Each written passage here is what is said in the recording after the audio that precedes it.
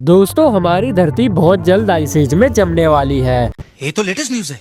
और ऐसा मैं नहीं बल्कि साइंटिस्ट कह रहे हैं। दरअसल पिछले 2-3 सालों में दुनिया के ज्यादातर इलाकों में हद से ज्यादा ठंड पड़ी है। इनफैक्ट अमेरिका में तो बर्फ का एक ऐसा तूफान आया था जिसका तो कंपैरिजन ही नहीं किया जा सकता, जिस वजह से बहुत लोगों के दिमाग में ये सवाल आने लगा कि क्या वाकई अगले 2-3 सालों में आइस एज शुरू हो जाएगा, जिसके बाद मानव जाति का सर्वनाश हो जाएगा।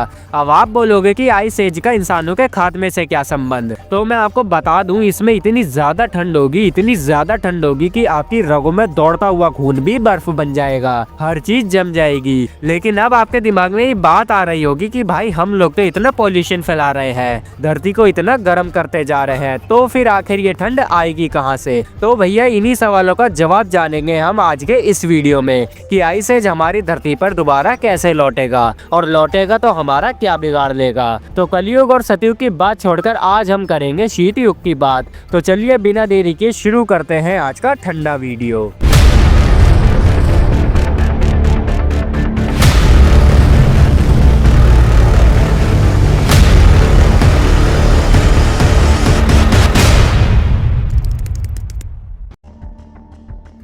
बहुत से लोगों को तो पता ही नहीं है कि एक्चुअल में आइस एज होता क्या है। बहुत से लोग सोचते हैं कि हाँ ठीक है, सर्दियों के मौसम जैसा होता होगा, ज्यादा से ज्यादा क्या हो जाएगा, राजस्थान में बर्फ गिर जाएगी बस। लेकिन मैं आपको बता दूं कि ये कोई सर्दियों का मौसम नहीं है जो कि आएगा और चला जाएगा।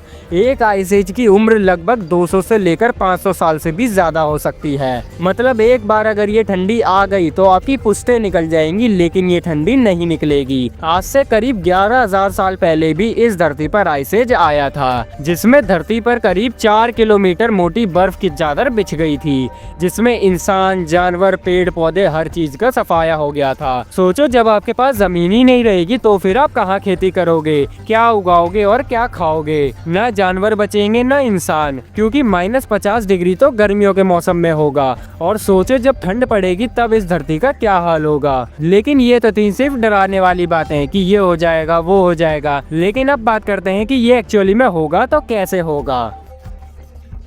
मिलांकोविच नाम के एक साइंटिस्ट थे जिन्होंने मिलांकोविच साइकिल और मिलांकोविच थ्योरी को जन्म दिया था। जन्म देने का मतलब उन्होंने किसी बच्चे को जन्म नहीं दिया, उन्होंने एक थ्योरी बनाई थी जिसमें उन्होंने बताया था कि धरती पर आइस एज फिर से लौटने वाला है। और उन्होंने ये कोई तुक्का नहीं लगाया, बल्कि उन्होंने पूरे प्रूफ के साथ इस चीज को बताया है। तो उनकी इन्हीं बातों को सिंपल लैंग्वेज में समझते हैं। सोलर सिस्टम की ऐसी इमेज तो आपने बचपन में जरूर देखी होगी, या ऐसा एनिमेशन देखा होगा जहाँ पर धरती और बाकी ग्रह सूरज का चक्कर लगा रहे होते हैं, और उन सारे ग्रहों को चक्कर लगाने का जो पाथ होता है वो बिल्कुल गोल होता है। लेकिन ये सारी बातें सिर्फ बच्चों को समझाने के लिए होती हैं, असली में ऐसा नहीं होता।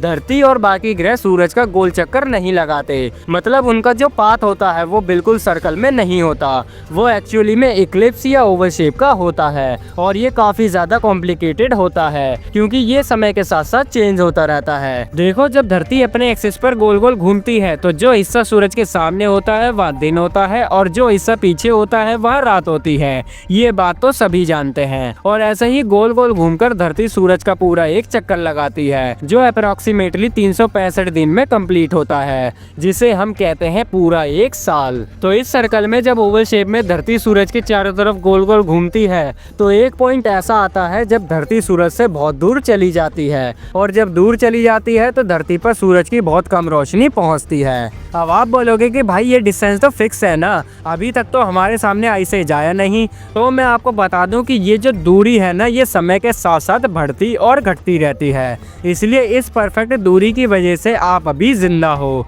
लेकिन आने वाले समय में धरती की दूरी सूरज से बहुत ज्यादा बढ़ने वाली है। हालांकि पृथ्वी के पाथ में बदलाव बहुत लंबे समय में आता है, लेकिन ये बदलाव बहुत लंबे समय तक बरकरार भी रहता है। हर 93,000 साल में पृथ्वी के सूरज के चारों तरफ घूमने का जो पाथ है वो और ज्यादा ओवल हो जाता है, मतलब धरती सूरज से और दूर चली जाती है। तो इसका मतलब ये नहीं है कि अब तुम बहुत ज्यादा पॉल्यूशन फैलाना चालू कर दो ताकि धरती गर्म रहे और इस पर बर्फ ना जमे। तो मैं बता दूं उससे कुछ नहीं होने वाला, उससे तो बल्कि ये होगा कि आइस एज आने से पहले ही इंसानों का सत्यानाश हो जाएगा।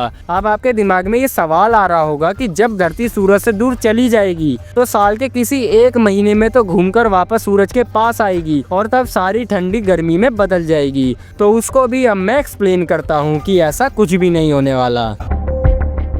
देखो, आइस एज कब इस धरती पर आएगा इसकी एग्जैक्ट डेट तो किसी को मालूम नहीं है, लेकिन साइंटिस्ट इसकी रिसर्च पे लगे हुए हैं। वो एंटार्क्टिका की बर्फ के सैंपल से उसकी एग्जैक्ट डेट को भी जल्दी पता लगा लेंगे कि हमारी धरती पर फिर से आइस एज कब आएगा। अब मैं आपको बताता हूँ कि अगर धरती सूरज के पास भी आ जाती है तब भी आइस एज खत्म क्यों नहीं होगा। दरअसल एक बार धरती जब सूरज से दूर चली जाएगी तो धरती की सतह के ऊपर बर्फ जम जाएगी और जब ये बर्फ नहीं होती है तो सूरज की किरण धरती पर पड़ती है और धरती की मिट्टी और चीजें उस रोशनी को, उस गर्मी को सोख लेती है और धरती पर मौजूद कार्बन डाइऑक्साइड गैस और methane gas green house effect का काम करके धरती के वातावरण को और गर्म रखती है। सूरज की रोशनी पड़ने की वजह से जो चीजें गर्म हो चुकी होती हैं वो अपनी गर्मी को एक टाइम के बाद वापस वातावरण में छोड़ती हैं, जिससे धरती का वातावरण पूरी तरीके से गर्म और नॉर्मल बना रहता है। लेकिन एक बार अगर धरती के ऊपर बर्फ की लेयर जम जाएगी और उसके बाद अगर धरती सूरज के पास भी चली जाती है तो वो जो बर्फ की लेयर है वो सूरज की रोशनी को रिफ्लेक्ट कर देगी। बर्फ कभी भी सूरज की गर्मी को नहीं सोखेगी और जब सोखेगी नहीं तो धरती का टेम्परेचर बढ़ेगा नहीं और बर्फ पिघलेगी नहीं। दूसरी बात, जब बर्फ की लेयर जम चुकी होगी तो इंसानों और जानवरों का खात्मा हो चुका होगा या उनकी तादाद बहुत कम रह गई होगी, जिसकी वजह से ग्रीन हाउस इफेक्ट क्रिएट करने वाली गैसेस जैसे कि कार्बन डाइऑक्साइड जो आप अपनी सांसों से छोड़ते हो और मीथेन गैस जो कि जानवरों के द्वारा प्रोड्यूस होती है वो बहुत ही ज्यादा कम हो जाएगी और धरती के एनवायरनमेंट में ग्रीन हाउस इफेक्ट भी खत्म हो जाएगा और इसकी वजह से ये पतली सी बर्फ की लेयर और ज्यादा ठंडक को जन्म देगी, जिसकी वजह से समय के साथ साथ बर्फ की लेयर और मोटी होती चली जाएगी और एक साल के अंतराल में जब धरती वापस सूरज से दूर जाएगी तो धरती पर इतनी ज्यादा ठंड होगी कि दूर से अंतरिक्ष में से देखने पर धरती आपको एक छोटी सी आइस बॉल की तरह दिखाई देगी। अब आपके मन में ये सवाल आ रहा होगा कि आखिर ये आइस एज कब खत्म होगा। तो मैं आपको बता दूं, ये जो आइस एज है इसका अंत होगा करीब 90 से लेकर 60,000 साल के बाद, जब धरती का जो पैटर्न है, जो साइकिल है वो चेंज होगा और वो लगातार सूरज के पास चक्कर लगाएगी, तब जाकर ये बर्फ पिघलेगी। लेकिन तब तक तो इंसानों का और दुनिया की सारी प्रजातियों का नामो निशान मिट चुका होगा। वो सब बर्फ के अंदर जिंदा जम चुके होंगे। धरती पर बहने वाली कोई नदी नहीं होगी, पानी पूरी तरह से जम चुका होगा। इंसानों के अंदर का खून भी जम चुका होगा। धरती पर ना पेड़ पौधे होंगे, ना जानवर होंगे, ना खेती होगी और ना ही मिट्टी बचेगी। तो इसका मतलब ये है कि अपोकलिप्स आ चुका है। आपके बचने के कोई चांसेस नहीं है। इतने ज्यादा लो टेम्परेचर की वजह से सारे इक्विपमेंट, सारी मशीनें काम करना बंद कर देंगी और ये काफी ज्यादा डरावना है। बचपन में मेरी हॉलीवुड की सबसे फेवरेट फिल्म थी द डे आफ्टर टुमारो, लेकिन भैया इस वीडियो को बनाते समय जो फैक्ट्स मेरे सामने आए हैं उसके बाद आइस एज का नाम सुनते ही मेरा भी गला सूख जाता है, क्योंकि आइस एज में -50 डिग्री सेल्सियस का तापमान एक नॉर्मल टेम्परेचर होगा, जिसमें कुछ ही बैक्टीरिया सर्वाइव कर पाएंगे इस धरती पर, जो फिर से मानव जाति या दूसरे जानवरों की उत्पत्ति का कारण बनेंगे।